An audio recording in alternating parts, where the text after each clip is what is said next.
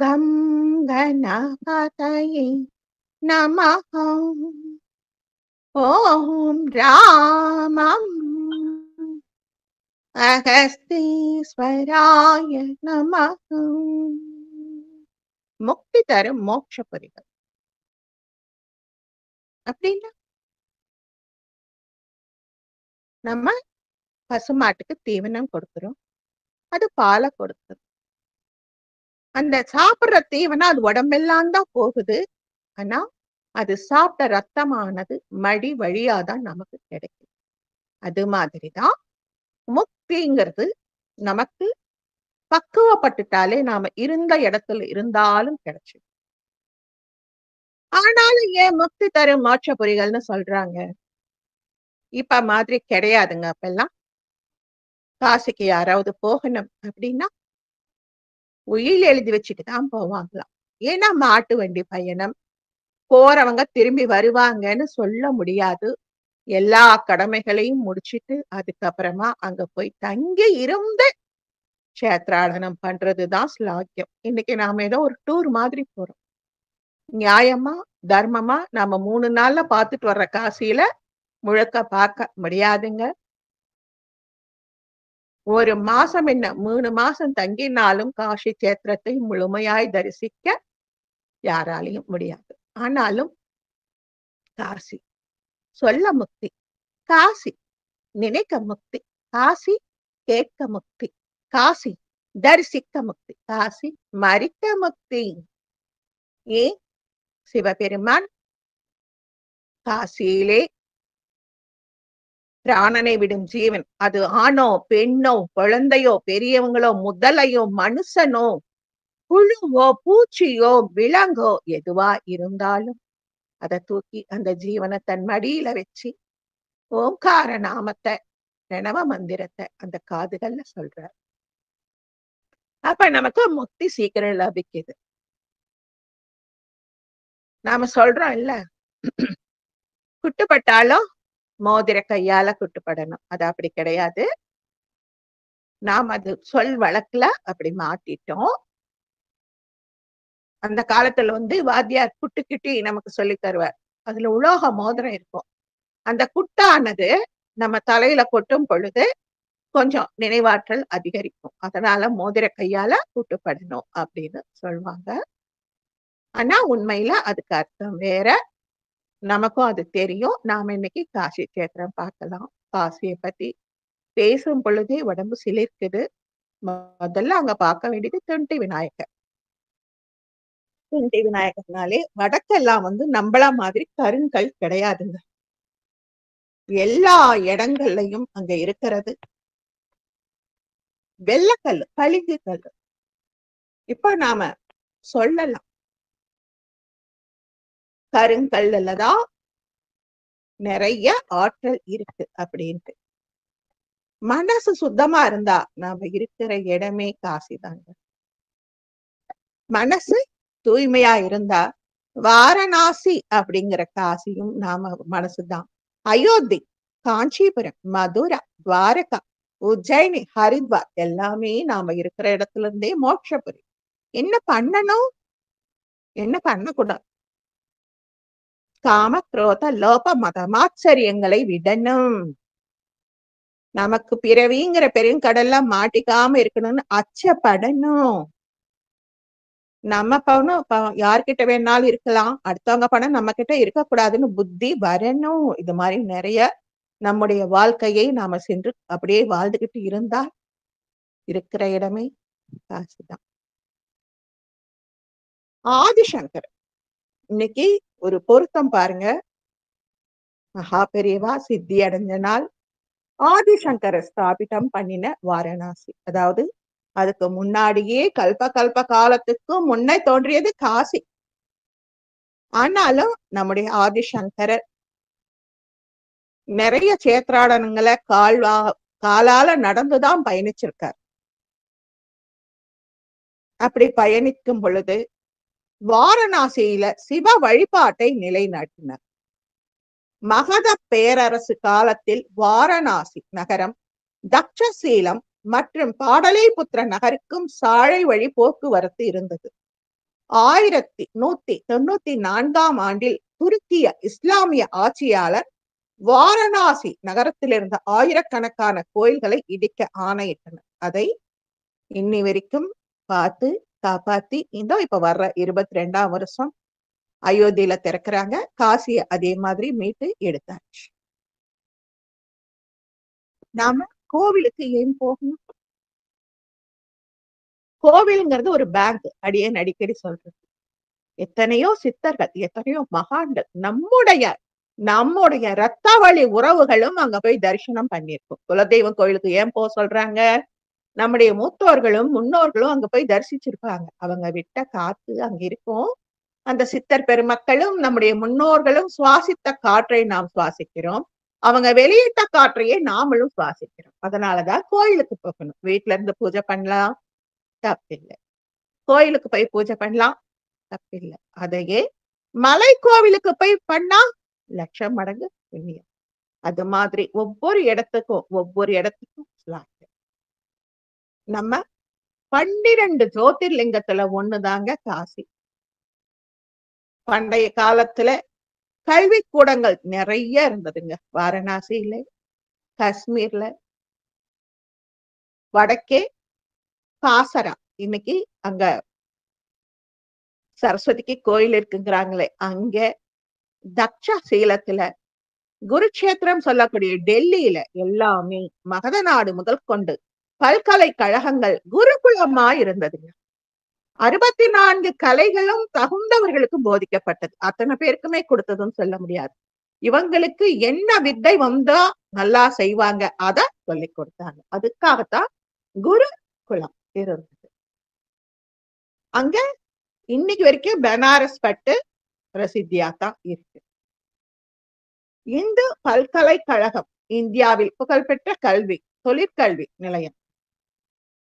இந்த நகருக்கு ஏன் வாரணாசியின் பேர் வந்ததா?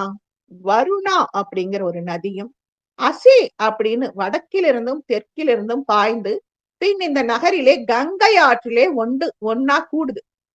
வருணா மற்றும் அசி, அதனால வாரணாசி. ரிக் வேதத்துல இந்த நகரை அறிவு தரத்தக்க ஒளி பொருந்திய நகரம் என்ற பொருளில் காசி என குறிப்பிடப்பட்டுள்ளது.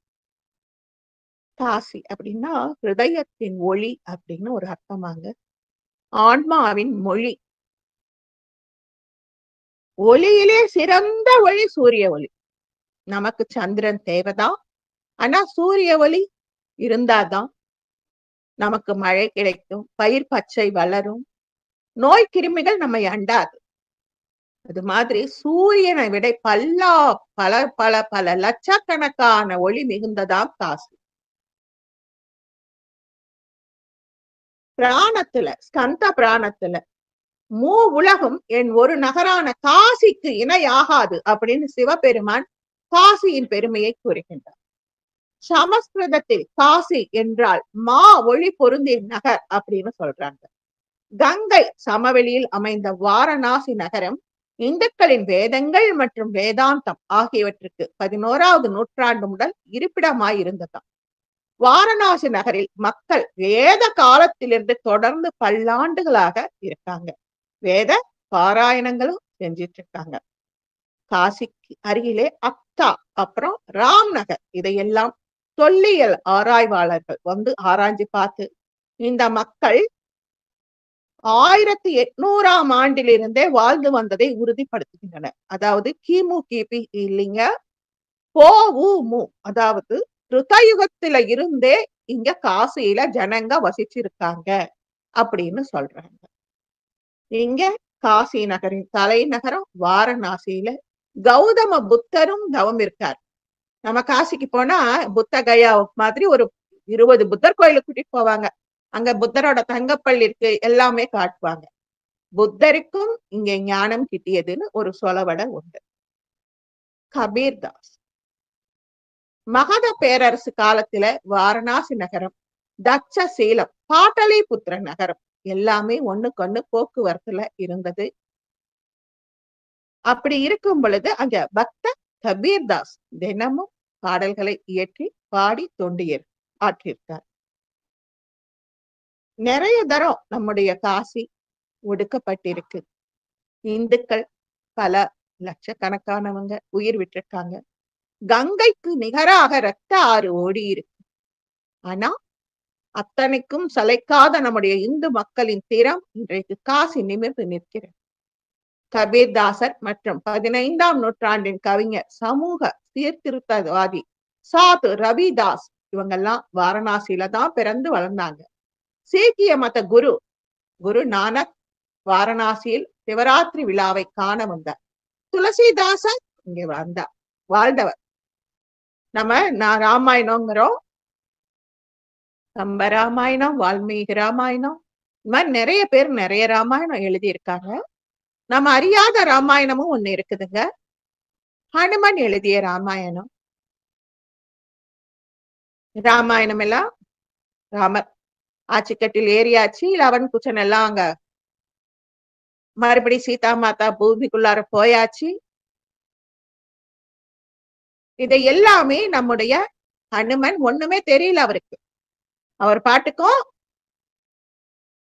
ஒரு குகை கோவில்ல உட்கார்ந்து இத்தனை நாள் நடந்ததெல்லாம் தன்னுடைய நகங்களை கொண்டும் சிறு சிறு கற்களை கொண்டும் ராமாயண காவியத்தை வடிவமைத்தார். நாரதர் அங்க வராரு, என்ன பண்ணிட்டு இருக்க? நடந்ததெல்லாம் எழுதி வச்சிட்டு இருக்கேன். இப்ப நாம டைரி எழுதுவோம் சில பேரு, அது மாதிரி எழுதிட்டு இருக்கேன். நல்லா இருக்கு. வால்மீகி ராமாயணம் முடிஞ்சிருச்சு, கம்ப ராமாயணம் முடிஞ்சிருச்சு, ராமரே மேலோகம் போயாச்சு, உன்னை கூப்பிட்டாரு, நீ தானே போகல? ஆமா. இது இருந்தா கம்ப ராமாயணத்துக்கும் வால்மீகி ராமாயணத்துக்கும் எப்படிப்பா உனக்கு இது சரிக்கு நிகரா? இல்ல, வேணாம். அப்ப என்ன செய்யலாம்? இந்த குகை கதவை மூடி விடலாம். அந்த குகை கதவை மூடி விட்டாங்க. இன்னி வரைக்கும் அங்கே இரவானால் சிவனும் பார்வதியும் 33 தேவர்களும் அங்கே வந்து அமர்ந்து பஜன் செய்யறாங்களாம். நாம நம்புவோமா? அவங்க ராமநாம பஜனை செய்யறாங்க. அதுக்கு பேரு கிருஷ்ணாபுரம் அப்படிங்கிறாங்க.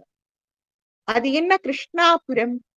நம்ம கிருஷ்ணன் அப்படின்னாலே நம்ம கடவுளை மட்டும்தான் நினைக்கிறோம். கிருஷ்ணன் அப்படின்னா அந்த ஒரு பந்தம், ஒரு பந்தம், எல்லாரும் இணைந்து கொண்டாடும் ஒரு பந்தம், ஒரு பஜன் அந்த கிருஷ்ணாபுரத்துல நடக்குது. அந்த குகைக்குள்ளார ராம காவியம் எழுதப்பட்டு இருக்குது. சிவனும் பார்வதியும் உட்பட அத்தனை பேரும் அங்கே ராமநாமம் ஜபிக்கிறாங்க. இந்த மார்கழி மாதத்துல இத குறிப்பிடுறேன். இந்த கோவில் அப்படின்னா 64 கட்டங்கள் இருக்குதுங்க. நான் அடிக்கடி சொல்றேன், அப்படி தாட்சாயணி தேவி தட்சனின் யாகத்துல தன்னை தானே அர்ப்பித்துக் கொண்டாள். சுதர்சன சக்கரம் கொண்டு மகாவிஷ்ணு தேவியின் உடலை சேதித்தார். இல்லைன்னா சிவன் தூக்கி வச்சுட்டு மாச கணக்குல வருஷ கணக்குல பொண்டாட்டியோட சடலத்தை தூக்கிட்டு மூலோகத்துக்கும் பூலோகத்துக்கும் மேலோகத்துக்கும் ஆடிக்கிட்டே இருந்தா எப்படி கடமையாற்றுவது? அதனால தன்னுடைய சுதர்சன சக்கரத்தால் 51 சக்தி பீடங்களாக அந்த துண்டுகள் விழுந்தது. அதுதான் பூமியில சக்தி பீடங்கள். தேவியின் ஆபரணங்கள், வஸ்திரங்கள், தேஜஸ் இதெல்லாம் விழுந்த இடம் சக்தி பீடங்கள். அப்படி தேவியின் குண்டலங்கள் விழுந்த இடம் காசி. அதனாலதான் அது மணிகர்ணிகா காற்று. தேவியோட குண்டலங்களை காணோமே அப்படின்னு சிவனார் தேர்றார். சேதிச்சாச்சு, உடம்ப சேதிச்சாச்சு, எல்லாம் உளுந்தாச்சு. எங்கடா என் பொண்டாட்டி கம்மலை காணோம் அப்படின்னு போய் மகாவிஷ்ணு கிட்ட சிவபெருமான் சண்டை போடுறாராம். அதோ பாரு, அந்த கிணத்துல விழுந்துருச்சு, என்ன மன்னிச்சுக்கோ மைத்துனா. எந்த கிணத்துல விழுந்தது என் பொண்டாட்டி கம்மல்? ஏன்னா சுமங்கலியின் கம்மல், திருமாங்கல்யம், கொலுசு, மெட்டி, கை வளையல் இதையெல்லாம் பொக்கிசமா வச்சு கணவன்மார்கள் போற்றுவார்கள். அதற்கு ஈசனும் விதிவிலக்கு அல்ல.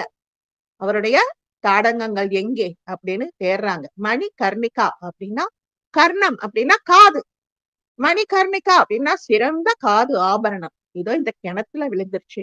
எட்டி பாக்குறார் சிவனார், அவர் காது குண்டலங்களை அதுக்குள்ளாரே விழுந்துருச்சு.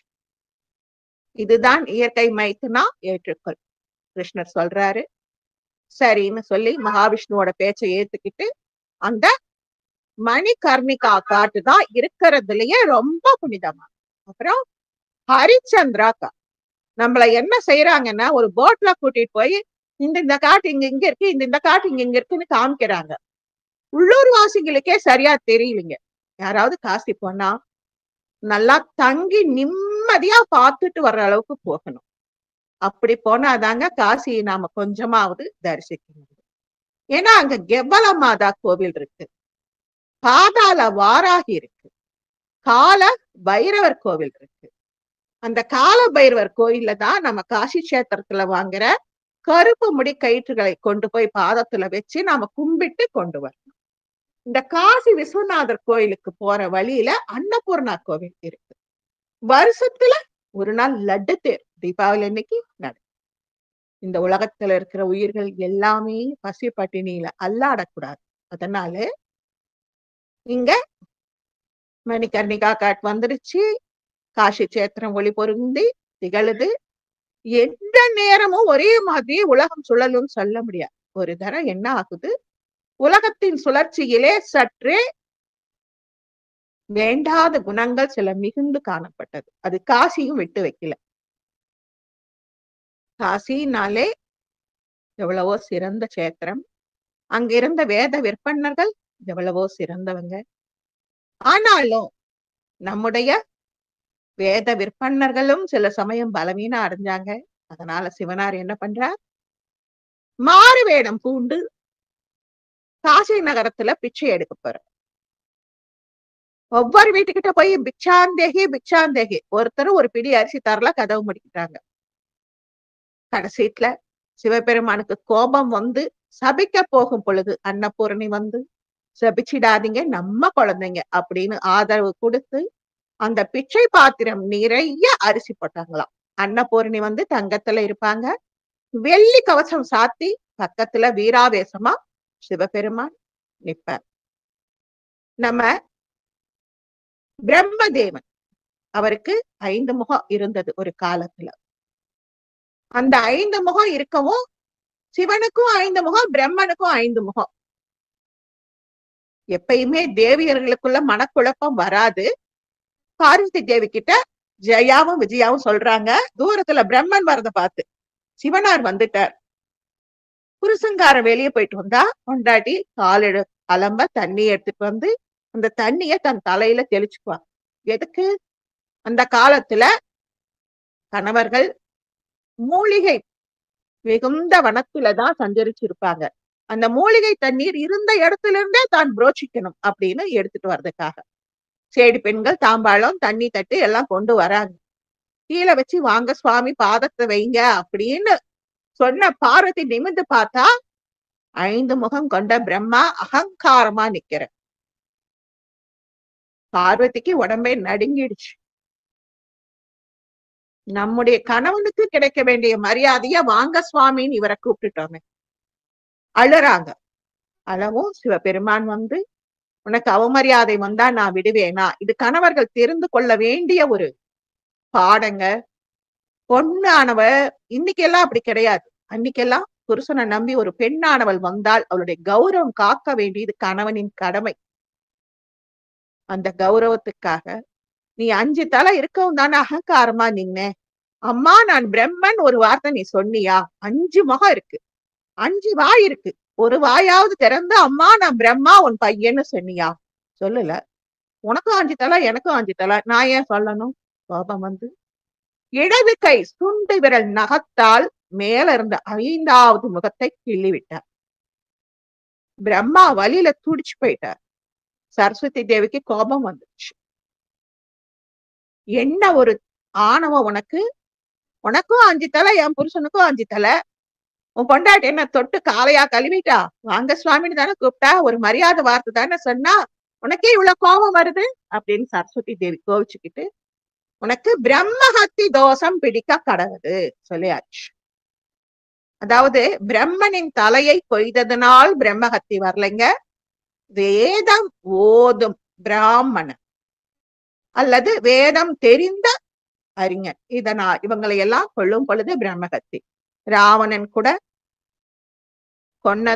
ராவணனை கொன்னதுனாலதான் ராமேஸ்வரத்துல ராமசுவாமி பிரம்மஹத்தி தோஷம் நீங்க பூஜை பண்ண. ஏன்னா ராவணன் வந்து பிராமண தந்தைக்கும் அரக்க மாதுக்கும் பிறந்தார். அதனால பிரம்மஹத்தி. இங்க பிரம்மனோட ஒரு தலைய கொண்டு எடுத்ததுனால பிரம்மஹத்தி. அந்த சிவன் இடது கை சுண்டு விரலால கிள்ளினார் பாத்தீங்களா? அந்த தலையில இருந்த மண்டவோட கைய கெட்டியா பிடிச்சுக்கிச்சு. பார்வதியும் கொஞ்சம் பொறுமையா சொல்லி இருக்கலாம். இந்த மாதிரி நடந்துருச்சுங்க, இனிமே நான் கவனமா இருக்கிறேன்னு சொல்லி இருக்கலாம். சேடி பெண்கள் பேச்ச கேட்டு நான் இந்த மாதிரி நடந்துட்டேன்னு ஒத்துட்டு இருந்திருக்கலாம். எல்லாமே இருக்கலாம் இருக்கலாம் நடக்கலாம் இப்படிதான். இப்ப என்ன ஆயிடுச்சு, சிவனை பிரம்மஹத்தி பிடிச்சதுனால சிவன் தினமும் பிச்சை எடுத்துதான் உணவு உண்ணணும் அப்படின்னு ஒரு வழக்கு வந்துருச்சு. அந்த பிச்சை எடுக்கிற பாத்திரத்துல எவ்வளவு தங்கமணிகளை போட்டாலும் ஆண் வாயை திறந்து பிரம்ம கபாலம் விழுங்குதே தவிர சிவனுக்கும் பார்வதிக்கும் கணபதிக்கும் முருகனுக்கும் வயிறே ரொம்பல. எல்லா இடங்களுக்கும் போறாங்க. ஒரு பிராணத்தின்படி காசிக்கு அன்னபூர்ணி கிட்ட பிச்சை வாங்கவும் கபாலம் கையை விட்டு போயிடுச்சு, பிரம்மஹத்தி தோஷம் நீங்கிடுச்சுன்னு சொல்றாங்க. அதனாலதான் காசியில சிவனார் அப்படி நிக்கிறாங்க அப்படின்னு சொல்றாங்க. இன்னொரு கதைப்படி மகாவிஷ்ணுவும் மகாலட்சுமியும் சிவனார் கையில இருக்கிற பிரம்ம கபாலத்தை எப்படியாவது எடுத்துடணும். ஏன்னா அப்பா அம்மாவுக்கு தன் குழந்தைகள் நல்ல பேர் வாங்கினாதாங்க பிடிக்கும். பிரம்மன் அவங்களுடைய மானச புத்திரன் இல்லையா, தொப்புள் கொடியில இருந்து வந்தார் இல்லையா, பிரம்மனால சிவனுக்கு இப்படி ஒரு பழி வந்ததே அப்படின்னு மகாவிஷ்ணுவும் மகாலட்சுமி அஞ்சுறாங்க. நீங்க வாங்க சிவபெருமானி, நான் வற்றாத செல்வத்தை வழங்குகிறேன், பிரம்ம கபாலம் போகட்டும். போறார். மகாலட்சுமி கை சலிக்குதே தவிர பிரம்ம கபாலம் விழுங்குதே தவிர கபாலம் போகல. அப்புறமா திருக்கண்டியூர் அந்த இடத்துக்கு மகாலட்சுமி சொல்றாங்க, எல்லாரும் அப்ப ஏதாவது ஒண்ணு கண்டுபிடிக்கணும்னா, இப்ப நம்ம பஞ்சாங்கம் எடுக்கிறோம், இதுல என்ன நட்சத்திரம், என்ன திதி, என்ன நாளிகை, இதெல்லாம் நம்ம பஞ்சாங்கம் வச்சுதான் தினசரியும் படிச்சிடுறோம். பஞ்சாங்கத்தை தினம் படிக்கிறோம். அப்பெல்லாம் வேதம் அறிந்த அறிஞர்களை கொண்டு சிறந்த இடத்தை தேர்ந்தெடுக்க தர்பையை சுருட்டி உருட்டி விடுவாங்க. அடியேன் ஒரு தினம் சொல்லியிருக்கேன், தவம் செய்ய சிறந்த இடம் நைமிசாரண்யம் அப்படின்னு. அது மாதிரி தர்பைய சுருட்டி மேலோகத்துல இருந்து பூலோகத்துல போடும் பொழுது அது திருக்கண்டியூர்ல போய் விழுந்துதான். இந்த இடத்துலதான் சிவனாரின் பிரம்மஹத்தி தோஷம் நீங்கும் அப்படின்னு சொல்ல மகாலட்சுமி மகாவிஷ்ணுவும் தங்க மணிகளை அதுல வர்ஷித்தபடியே நடக்கிறாங்க. எப்படி நடக்கிறாங்க? சிவனார் கையில தங்கமணி அரிசி விழுது, அவங்க பின்னோக்கி நடக்கிறாங்க. திருக்கண்டியூர் வந்தப்புறம் லக்ஷ்மி என்ன பண்றாங்க, அரிசிய போட்டுக்கிட்டே வராங்க. சிவன் அப்படியே நிக்க சொல்லிட்டாங்க, இதுக்கு மேல நடந்து வராதிங்க, நான் பாட்டுக்கு அரிசியை போட்டுக்கிட்டே இருக்கேன், இந்த அரிசியை விழுங்க பிரம்ம கபாலம் உங்க கைய விட்டு வரும், நீங்க கையை இருக்க மூடிருங்க. அதே மாதிரி திருக்கண்டியூர்ல போனதும் அரிசி மணிகளை போட்டுக்கொண்டே மகாவிஷ்ணுவும் மகாலட்சுமி பின்னோக்கி நடக்கிறாங்க. அவங்களுக்கு தனியா ஒரு கோவிலும் இருக்கு. அப்படியே நடக்க நடக்க ஆண் வாயை திறந்துட்டே அந்த பிரம்ம கபாலம் தங்க அரிசியை விழுங்க வந்து கொண்டே இருக்கு. சட்டுன்னு தங்க நெல்மணிகளை, அந்த அரிசி மணிகளை மகாலட்சுமி கீழே போடுற, அதை எடுத்து உண்ணும் ஆவலில் பிரம்ம கபாலம் பூமியில விழுதான். பிரம்ம கபாலம் பூமியில விழுந்துருச்சு. உடனே பார்வதி தேவிக்கு எவ்வளவு வருஷம் கஷ்டப்பட்டோம், எத்தனை அவமானப்பட்டோம், கணவனை பிச்சாண்டின்னு சொல்லிட்டாங்களே அப்படின்னு கோபம். ஏற்கனவே அவங்க அவசரப்பட்டு சொன்னதுனாலதான் பிரம்மஹத்தி தோஷம் பிடிச்சது. இப்பயாவது பெண்ணானவள் பொறுமை காக்கணும் அல்லவா பார்வதியே. ஆனாலும் தன்னுடைய இடது காலால் பிரம்ம கபாலத்தை ஓங்கி மிதித்தாள். என் புருஷன் கையை விட்டு இத்தனை நாள் நீ வராம இருந்த இல்ல, பிரம்ம கபாலத்தை மிதித்தாள். இப்ப என்ன ஆயிடுச்சு, அது பிரம்ம கபாலம், அதுக்கு உயிரும் உணர்வும் இருக்கவும் தான் அது உணவு உண்டது. இப்ப அந்த கபாலமானது பார்வதி தேவின் இடது உள்ளங்கால் வழியாக மேலேறி அந்த உச்சி சிரசுல போய் துரியத்தில் நிலை கொண்டது. அங்காளம்மன் கோயில் இருக்கிறவங்களுக்கு தெரியும், மாசாண்யம் அப்படின்னு ஒண்ணு வரும். சேலத்து சைடுல அது இருக்கு, இந்த ஊர்ல அது இருக்கோ இல்லையோ எனக்கு தெரியாது. மாசான கொள்ளை அப்படின்னு ஒண்ணு வரும். இங்க பார்வதி தேவி இடது காலால் பிரம்ம கபாலத்தை மிதிக்கவும் ஆங்காலி ஆகிவிட்டாள். தன் நிலை மறந்து ஆங்காலி, துரியத்துல போனவங்களுக்கு இறங்கிடணும். இறங்கலன்னா அன்னைக்கு பூரா கஷ்டம்தான். அது மாசக்கணக்கானாலும் இறங்கலன்னா ஆங்காலி ஆகிட்டா. தன்னை மறந்து ஆடுறா. பார்வதி தேவி ஆடுறாங்க.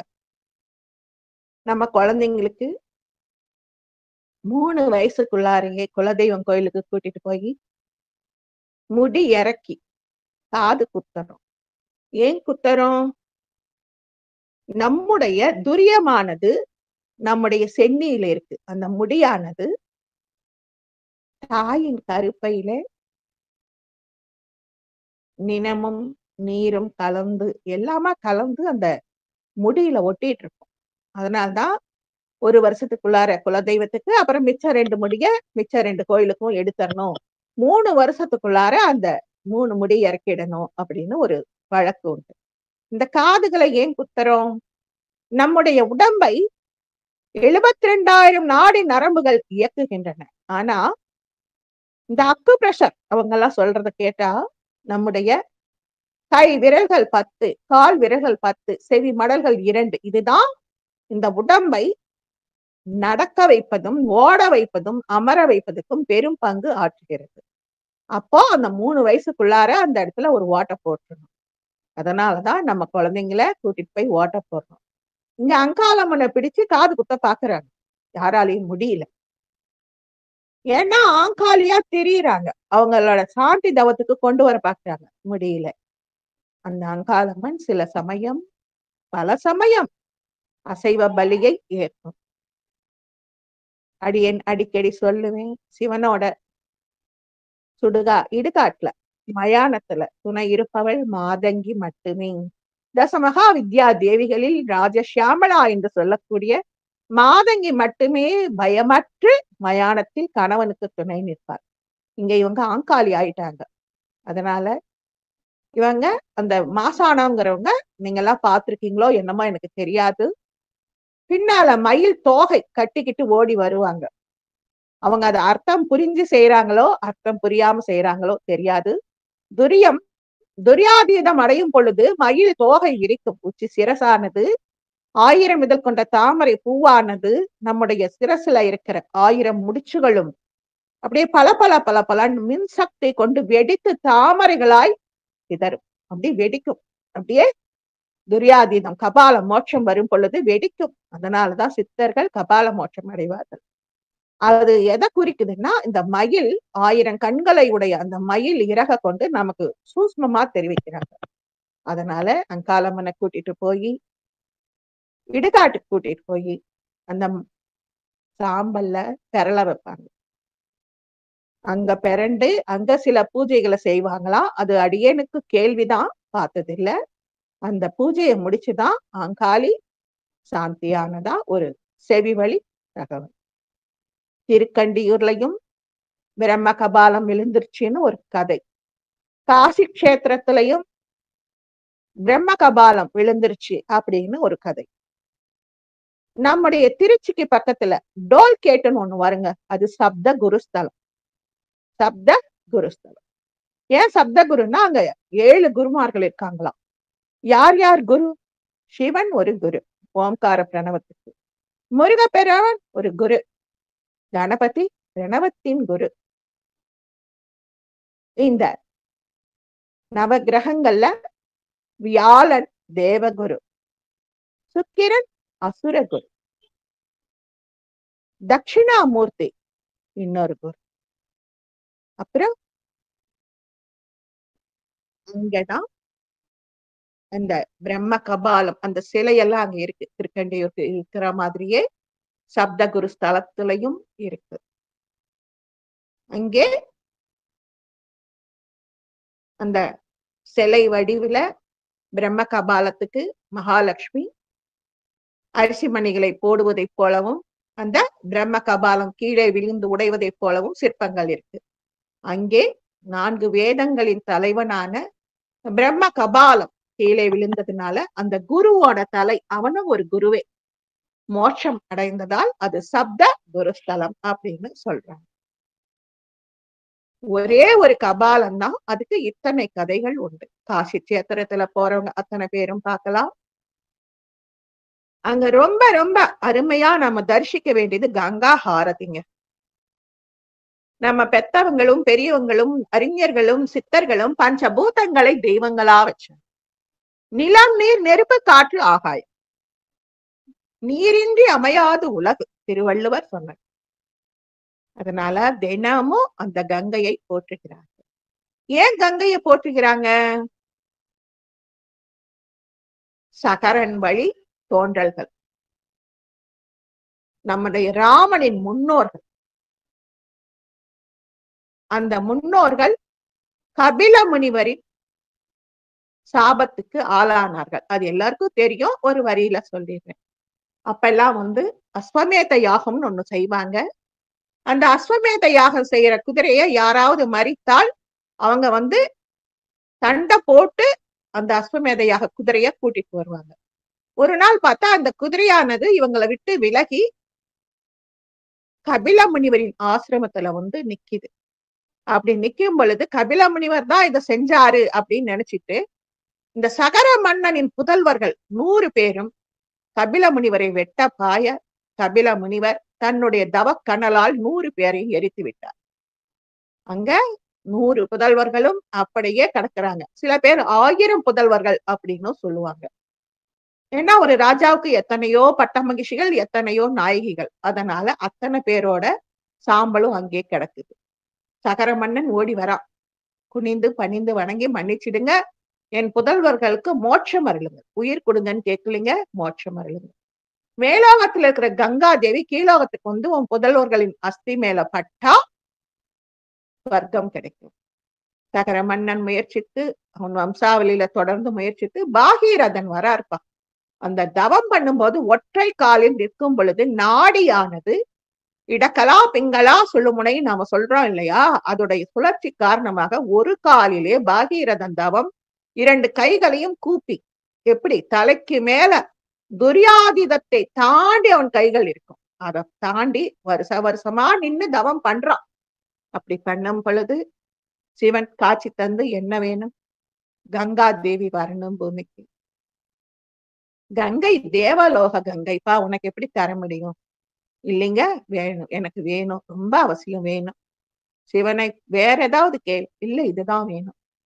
சிவனார் யோசிக்கிறார், சரி ரொம்ப வருஷமா இவங்க குலம் நமக்காக கஷ்டப்பட்டு தவம் பண்ணிட்டு இருக்கு, இவங்க குலத்துலதான் இந்த பூமிக்கு கங்கை வரணும்னு இருக்கு, அனுப்பலாம் அப்படின்னு சொல்லிட்டு மேலோகத்துல போய் கங்கா தேவியை கூப்பிட்டு, அம்மா நீ கொஞ்ச நாள் பூமியில போய் இருக்கணும், நான்லாம் பூமிக்கு போக மாட்டேன், சொன்னா கேளுமா, பூமிக்கு போகணும், சகர மன்னனின் புதல்வர்களுக்கு மோட்சம் வேணும், நான் போக மாட்டேன். சிவபெருமான், நான் சொன்னா கூட நீ போக மாட்டியா, சரி போறேன் அப்படின்னு ரொம்ப கோபமா அப்படியே கலகலம் வந்தாள் கங்கா அப்படின்ற மாதிரி அப்படியே சும்மா பாயறா, புயல் வேகத்துல பாயறா, மேலோகத்துல இருந்து புயல் வேகத்துல பாயறா கங்கை. ஒரு பெண்ணுக்குரிய அடக்கமோ நாணமோ பொறுமையோ இல்லையா உனக்கு அப்படின்னு சொல்லிட்டு சிவனார் பொங்கி பெருகிய கங்கையை தன்னுடைய ஜடாமுடியிலே கட்டி வைத்துக் கொண்டார். பாகீரதம் பதறான், பதறாதே அப்படின்னு சொல்லி ஒரே ஒரு கேசச்சுருளை மட்டும் விளக்க பூமிக்கு கங்கை ஓடி வர. அந்த ஒரே ஒரு சுருள்ல இருந்து இறங்கி வந்தவளும் பொறுமையா வரல, ஆகாயத்துல இருந்து நம்மள பூமிக்கு அனுப்பிட்டாங்களேன்னு ஆக்ரோஷமா ஓடி வரா. எல்லா இடத்திலையும் தன்னுடைய அலைக்கரங்களை கொண்டு ஆக்கிரமிப்பு பண்ணிக்கிட்டு ஆர்ப்பரித்து ஓடி வருகிறார். ஜன்ஹோ மகரிஷின் குடிலுக்கு வரா. எல்லா ரிஷிகளோட ஆசிரமத்தையும் அடித்து துவம்சம் பண்ணியாச்சு. ஜன்ஹோ மகரிஷியோட குடிலுக்கு வரா. வந்தவ ஆக்ரோஷமா வரவும் ஜன்ஹோ மகரிஷி அள்ளி பருகிட்டார். நம்முடைய அகஸ்தியர் எப்படி கடலை வற்ற வைத்தாரோ அது போல ஜன்ஹோ மகரிஷி அவரை குடிச்சிட்டார். பகீரதன் உளுந்து புரண்டு அலறான். சரி அலறாதே கங்கா, நீ பெண், பொறுமையா இருக்கணும். சரி சுவாமி, உன்னை வெளியே விடுற, பொறுமையா இருக்கணும். சரி. வாயால் விழுங்கிய கங்கையை காது வழியாக வெளியிட்டார். சித்தர்களும் தவயோகிகளும் எவ்வளவு சாஸ்திர நுணுக்கங்களையும் வேதங்களையும் இது மாதிரி யோகங்களையும் கற்றவர். ஒரு கங்கையை குடிக்கும் அளவுக்கு திறன் இருக்கு. அந்த கங்கையை காது வழியாக வெளிவிடும் திறன். ஜான்ஹு மகரிஷியோட காது வழியாக வெளியில் வந்ததால் கங்கை ஜான்வி எனப்பட்டார். அங்கிருந்து வந்து சக்கர மன்னனின் புதல்வர்கள் அத்தனை பேருக்கும் மோட்சம் கிடைச்சாச்சு. இங்க கங்கையா வந்து இருக்கான். ஆனாலும் அவன் மனசு அடிச்சுக்குது.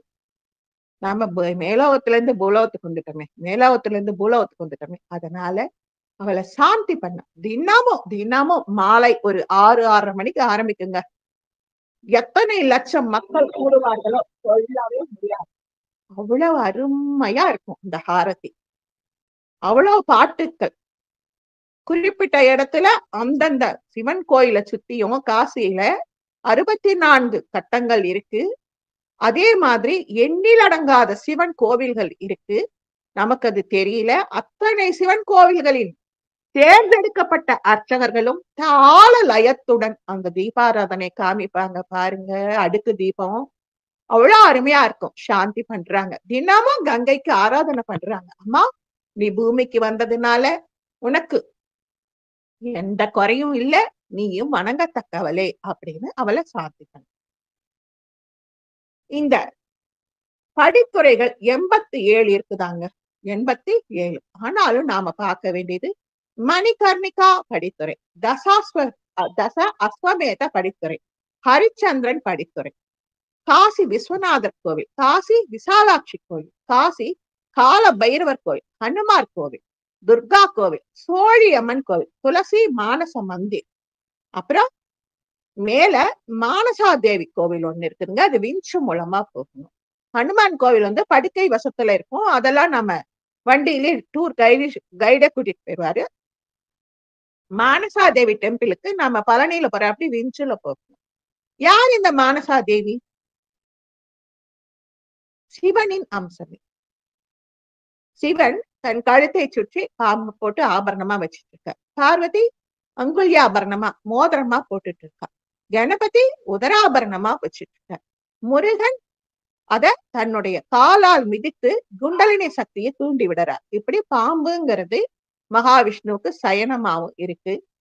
நல்ல தவ நிலையில் ஆற்றல் பெற்றவர்கள் பின்னால 5 தலை நாகம் படமெடுத்து இருக்கிறாப்படி சிலை வடிச்சிருந்தா துரியமும் துரியாதீதத்தை தாண்டிட்டாங்கன்னு குறிக்குது. அப்படி இருக்கிற அந்த பாம்பு ஒரு நாள் சிவனுடைய நாம சொல்றோம்ல நெற்றிக்கண்ணில் இருந்து ருத்ராட்சம் தோன்றியது, வியர்வையிலிருந்து அந்தகாசுரம் தோன்றினான், இப்படி எல்லாம் சொல்றோம் பாத்தீங்களா? அது மாதிரி சிவனாரின் மேனியிலிருந்து மானசா தேவி தோன்றுகிறார்கள். தோன்றும் பொழுது கொஞ்சம் அதிக வீரியத்தோட தோன்றிட்டாங்க. நாகசர்பமாவே தோன்றாங்க.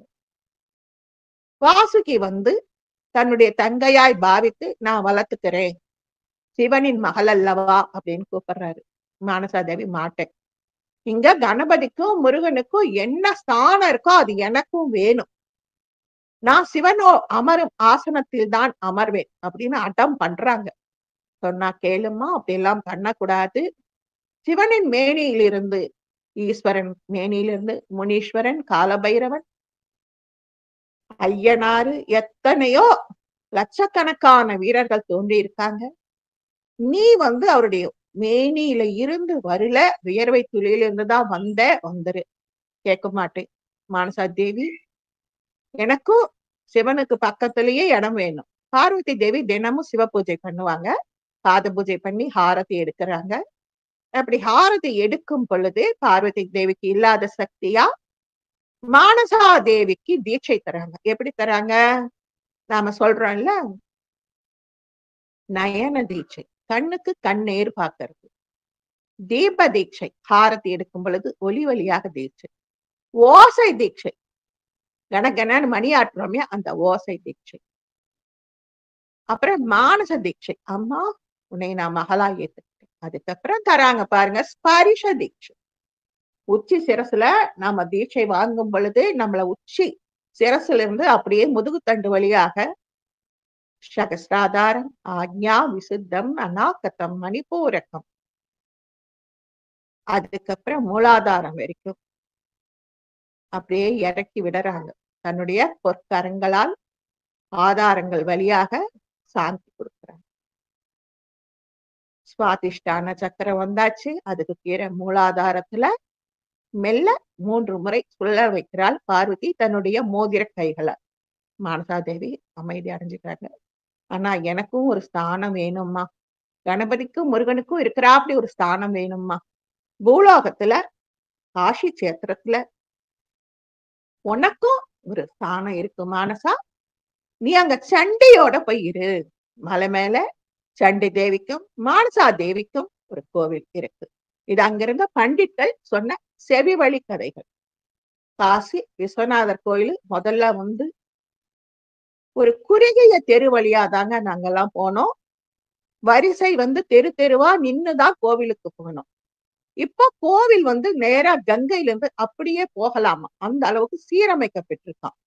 ஒவ்வொரு தரம் கோவிலில் மணி அடிக்கும் சத்தம் கேட்கும் பொழுது அங்க இருக்கிற ஜனங்கள்லாம் தலையை குனிந்து சிவனை வணங்குகிறாங்க. அந்த அளவுக்கு இன்னைக்கும் சிவ பூஜை அங்க நடக்குது. நாம இன்னைக்கு சிவ பூஜையில கரடி புகுந்தா அப்படின்னு ஒரு சொலவடை உண்டு. அது கரடின்னா விலங்கு இல்லை, கரடிங்கிற வாத்தியம். அவருக்கு பிடிச்ச டமருக்கும் அது மாதிரி எத்தனை வாத்தியங்கள் உண்டோ, தோல் வாத்தியம், கொம்பு வாத்தியம், நரம்பு வாத்தியம் அத்தனையும் இசைக்கப்படுது அங்க. அத்தனைக்கும் மேல இரவு நேரத்துல சப்தரிஷி பூஜைன்னு ஒண்ணு நடக்குது. அதுக்கு காலையில நாம கோயிலுக்கு போகும் பொழுதே கவுண்டர்ல டிக்கெட் வாங்கிடணும். மாலை 7:30 மணிக்கு அப்படிதான் நினைக்கிறேன். 7:30 மணிக்கு அந்த பூஜை. நாம முன்னேற்பாடா போய் அந்த டிக்கெட்டை காமிச்சு உள்ள நின்னுக்கணும். காசியில ஒரு விசேஷம் என்னன்னா, நாம கொண்டு போற எல்லாத்தையும் அவங்க புடுங்கி வச்சுக்குவாங்க. ஆனா அங்கேயே விக்கிற மண் சட்டியில பால் இதெல்லாம் கொடுத்து அபிஷேகம் நாமளே நம்ம கைப்பட பண்ணலாம். நாம பால் வாங்கும் போதே நாம இங்கிருந்து கொண்டு போன மஞ்சள், குங்குமம், பச்சை கற்பூரம், தேனு, பூவு எல்லாத்தையும் போட்டு கொண்டு போயிட்டோம். அதே மண் சட்டியில நாங்க சிவனாருக்கு அந்த சப்தரிஷி பூஜையின் பொழுது, சப்த ரிஷிகளும் அந்த பூஜை பண்ற அந்த நேரத்தின் பொழுது அடியனும் கணவருடன் இணைந்து அந்த பூஜையில் பங்கேற்றேன். நம்ம கைகளால அந்த பாலை ஊத்தி பூவ வச்சு நமஸ்காரம் பண்ணலாம். அவ்வளவு ஸ்லாக்கியம் காசு.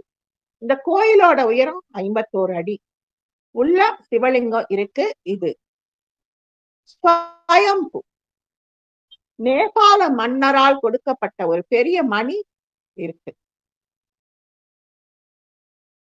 நாட்டுக்கோட்டை நகரத்தார் 1813 முதல் இன்று வரை காசி விஸ்வநாதருக்கு நாள்தோறும் 3 வேளை பூஜைகள் நடத்த அவங்க நிபந்தம் கொடுக்கறாங்க. இன்னைக்கும் காசிக்கு போறவங்க நகரத்தார் சத்திரத்துக்கு போனா குறைந்த விலையில தரமான விரத சாப்பாடு கொடுக்கறாங்க. தங்குவதற்கு பெரிய ஹால் தான் கொடுப்பாங்க, ரூம்ஸ் கிடைக்காது. அப்படி எத்தனை நாள் வேணா அங்கே தங்கலாம். தெருவில போறவங்க வர்றவங்க அத்தனை பேருமே சம்போ சம்போ சங்கர மகாதேவான் கூவிக்கிட்டே தான் போறாங்க. ஒரு பொருட்களை விற்கும் வியாபாரி கூட சம்போ சம்போன்னு தான் சொல்லிக்கிறாங்க.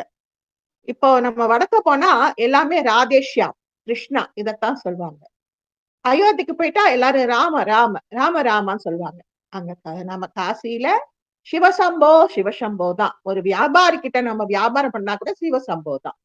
பஞ்சாப் மெயில் தவறினாலும் நகரத்தான் சம்போ நேர படி தவறுவதில்லை. அப்படி அவங்க 3 நேரமும் அவங்க படி அதாவது நிபந்தம் அவங்க கொடுக்கறாங்க.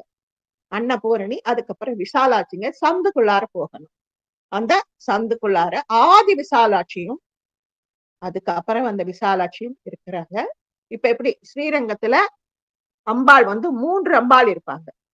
இங்க விசாலாட்சி 2 ஆதி விசாலாட்சிக்கு ஒரு முன்னாடி ஒரு விசாலாட்சி இருக்கிறாங்க.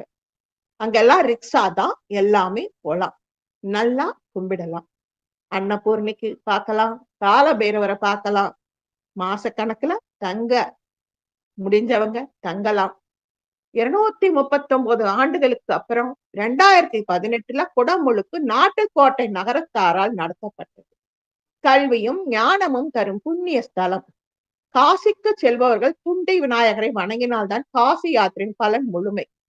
இவருடைய உருவமானது வந்து முழுசா இருக்காதுங்க, ஸ்வயம்பு கணபதி. அதனால கொஞ்சம் பார்த்தா விநாயகர் அப்படின்னு புரிஞ்சுக்கலாம்.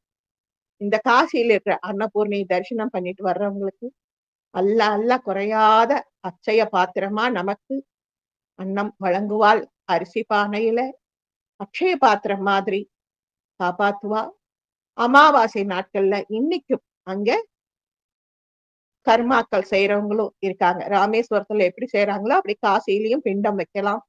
அக்ஷய வடம் இருக்கு. அந்த அக்ஷய வடம் ஒரு தடவை அடியேன் கதை சொல்லியிருக்கேன். இன்னைக்கும் அதை இன்னொரு தடவை சொல்லிடுறேன்.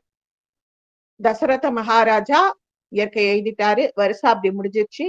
பிண்டம் வைக்கிறதுக்கு ராமனும் லக்ஷ்மணனும் பிச்சை எடுத்து பொருளை சேர்க்கணும்.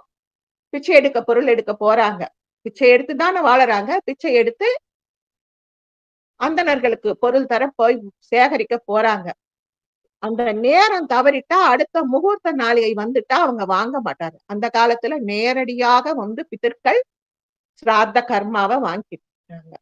தசரதர் வந்து சீதே என்னம்மா இன்னுமா பண்றீங்க அப்படின்னு சொல்ல, இதோ வந்துருவாங்கன்னு சொல்ல, இல்ல இல்ல நாளிகை தவறுது, நீ கொஞ்சம் கொடுத்துட்டா நல்லா இருக்கும். நான் எப்படி கொடுக்கறது? நீ கொடுக்கலாமா, நீ கணவன் சரிபாதி, நீ கொடுக்கலாம் அப்படின்னு சொல்லவும் அவ அங்க இருந்த மணலை கைகளால் அழுகிறாள். அது அரிசி நொய்யா மாறுது. பல்குனி நதி இருக்கு. அந்த நதிக்கரை கிட்ட இருந்து கேட்டு தண்ணியில பிண்டம் பிசைறா. அக்ஷய வடம் அதாவது ஆலமரம் இருக்கு. பசு இருக்கு. அந்த பாலை கொஞ்சம் எடுத்துக்கிறா. எல்லாத்தையும் எடுத்துட்டு வந்து பித்ருக்களுக்கு அங்கிருந்த அந்தணர்களை கொண்டு அங்கிருந்த அந்தணர்களை கொண்டு நல்ல விதமா பித்ரு கர்மாவை செய்யறா. தர்ப்பணம் கொடுத்துட்டா. அந்தணர்கள் தான் எள்ளும் தண்ணியும் தர்பை மூலமா இறைக்கிறாங்க. வந்து ராமரும் சீதையும் வரும் பொழுது, ராமரும் லக்ஷ்மணரும் வரும் பொழுது பிண்ட தர்ப்பணம் கொடுத்த அடையாளம் பார்த்துட்டு யார் கொடுத்தான்னு கேட்கவும் நான் தான் கொடுத்தேன். ஒரு பொண்ணான நீ கொடுக்கலாமா? தசரதர் கேட்டாரு, நான் கொடுத்தேன். இதுக்கு சாட்சி யாரு? இதோ இந்த பசுதான் பால் கொடுத்துச்சு. இந்த அந்தணர்கள் தான் தர்ப்பணம் கொடுத்தாங்க. இந்த அக்ஷய வடம் கீழே தான் விட்டேன். இந்த பல்குனி நதி தான் தண்ணி கொடுத்துச்சு. பசுமாடுதான் சாட்சி, பல்குனி நதி சாட்சி, அந்தணர்கள் சாட்சி, அக்ஷய வடம் சாட்சி அப்படின்னு சொல்றா. ராமர் கோபாவேஷமாக பல்குனி நதியை பார்த்து நிஜமா அப்படின்னு சொல்ற. பல்குனிக்கு பயம் வந்துருச்சு. இல்ல இல்ல சீதா தேவி பொய் சொல்றா அப்படின்னு நடுங்குது. சீதா தேவி பொய் சொல்லிட்டா இல்ல, இனிமே நீ சுருங்கிப்போ சொல்லிட்டா, போயிடுச்சு.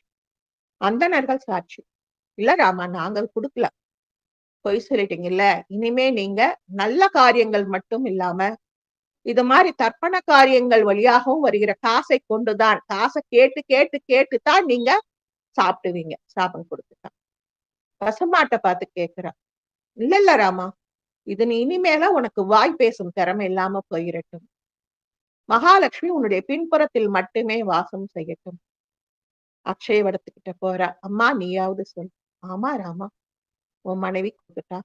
தசரதர் மேல இருந்து வந்து ஆமா ராமா நான் திருப்தி அடைந்தேன் அப்படின்னு சொல்லவும் இன்னைக்கும் அந்த அக்ஷய வடத்துக்கிட்ட போய் எல்லோரும் தர்ப்பணம் கொடுக்கறாங்க.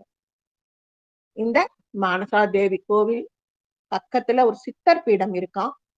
அது நாங்க அன்னைக்கு பார்த்த ஞாபகம் எனக்கு இல்லைங்க. 15 வருஷம். சண்டி தேவி கோயிலும் மாயாதேவி கோயிலும் மானசாதேவி கோயிலும் பார்த்த ஞாபகம் இருக்கு. 3 தலையும் 5 கரங்களையும் கொண்டு இருக்கு. இந்த மானசாதேவி கோவிலுக்கு போயிட்டு வரணும். கெப்பல மாதான்னா சோழி மாதா, அந்த சோழி மாதா கோயிலுக்கு போயிட்டு வரணும். அப்பெல்லாம் எங்களுக்கு தெரியல. பாதாள வாராகி, அந்த வாராகி கோயிலுக்கும் போயிட்டு வரணும். அதுவும் எங்களுக்கு தெரியல. எங்களுக்கு கிடைச்ச இதை நாங்க பயன்படுத்திக்கிட்டோம். இனிமே போறவங்க நிறைய வசதிகள் இருக்கு. அத பார்த்து தெரிஞ்சுக்கலாம். நாம இன்னும் ஒரே ஒரு தகவல் மட்டும் பகிர்ந்துக்கலாம். காசியில கருடன் வட்டமிடாது, பள்ளி சப்தமிடாது. ஏன்? பிரம்மகத்தி தோஷம் நீங்க ராமேஸ்வரத்துல லிங்கம் வைக்கிறதுக்கு ஹனுமான அனுப்பி காசியில இருந்து லிங்கம் கொண்டு வா அப்படின்னு ராமர் சொல்ல, எந்த லிங்கம் சிறப்பான லிங்கம்னு தெரியலையே, எது சுயம்பு லிங்கம்னு தெரியலையே, ஹனுமன் சுத்தி சுத்தி பறக்கிறார். பல்லி சத்தமிட்டு காட்ட, கருடன் வட்டமிட்டு காட்ட அந்த லிங்கத்தை பெயர்த்து எடுத்துக்கிறார். இத பார்த்த காலபைரவர், எப்படி எடுத்த? இந்த மாதிரி பல்லியும் கருடனும் எனக்கு ஒத்தாசை பண்ணுச்சு. அப்படியா? இனிமேல் காசியிலே பல்லி சத்தமிடாது, கருடன் வட்டமிடாதுன்னு கால பைரவர் சொல்லிட்டார். காசியிலிருந்து லிங்கத்தை எடுத்துட்டு இங்க வரார். அதுக்குள்ள சீதா மாதா மணல் லிங்கத்தை பிடிச்சு வச்சு பூஜை பண்ணியாச்சு. ஹனுமானுக்கு கோபம் வந்துருச்சு. நான் இவ்வளவு கஷ்டப்பட்டு கால்ல விழுந்து மன்றாடாத குறையா லிங்கம் கொண்டாந்தா இப்படி பண்றீங்களே, அந்த லிங்கத்தை பிடுங்க பாக்குறார். முடியல. அதனால ஹனுமான் கொண்டு வந்த லிங்கம் சுற்று பிரகாரத்துல இருக்கு ராமேஸ்வரத்துல. சீதா மாதா வச்ச மணல் லிங்கம் ராமேஸ்வரத்துல இருக்கு. ஒரு அதிமேதாவி மணல்ல பிடிச்ச லிங்கம், கிருதயுகத்துல பிடிச்ச லிங்கம், மன்னிச்சிடுங்க, திரேதாயுகத்துல பிடிச்ச லிங்கம் இவ்வளவு அபிஷேகத்தையும் தாங்குதான்னு கேட்க நம்ம பாஸ்கரரை பத்தி பார்த்திருக்கோம். அவரை கூட்டிட்டு போய் இங்க வா, இந்த மணல் லிங்கம் எப்படி இருக்குன்னு உனக்கு தெரியுமா? ஆமா, கடல்ல, இந்த ராமேஸ்வர கடல்ல இந்த உப்பு அள்ளிட்டு வர்றார். அந்த உப்புல ஒரு லிங்கம் சுத்து பிரகாரத்துல இருக்குதுங்க. அந்த லிங்கம் வச்சு தன்னுடைய தவ வலிமை எல்லாம் அது கொடுத்து ஸ்தாபிதம் பண்ணி, எவ்வளவு தண்ணி வேணாலும் நீ ஊத்து, இந்த உப்பு கரையதா பாக்குறேன். கரையில. ஏண்டா ஒரு சாதாரண மானிடன் நான் வச்ச உப்பு லிங்கமே கரையிலன்னா சீதா மாதா வச்ச உப்பு மணல் லிங்கம் எப்படிரா கரையும் அப்படின்னு கேட்க, இன்னைக்கும் காசியில 2 லிங்கம். ஒண்ணு சீதா மாதா வச்ச மணல் லிங்கம், இன்னொரு லிங்கம் ஹனுமன் கொண்டு வந்து கொடுத்த பயம்பு லிங்கம், இன்னொரு லிங்கம் நம்ம பாஸ்கரர் வச்ச உப்பு லிங்கம். சுற்று பிரகாரத்துல ஸ்படிக லிங்கம் இருக்கு, நிறைய இருக்கு. தீர்த்தங்கள் எல்லாமே இருக்கு ராமேஸ்வரத்துல. முக்தி தரும் மோட்சபுரியில இன்னைக்கு அடியேனால் இயன்ற வரை அடியேனுக்கு கிட்டிய தகவல்களை சுருக்கமாக பகிர்ந்துள்ளேன். வாய்ப்பு கொடுத்த பிரபஞ்ச பேராற்றலுக்கு, குருவரில் ஆன்மீக மைய சகோதர சகோதரிகளுக்கும், ஸ்ரீ லலிதாதேவியின் பொற்பாத கமலங்களுக்கும் அடியேனின் சிரம் தாழ்ந்த வணக்கங்கள். வாழ்க வளமுடன். ஜெய் வாசவி. நற்பவி நற்பவி.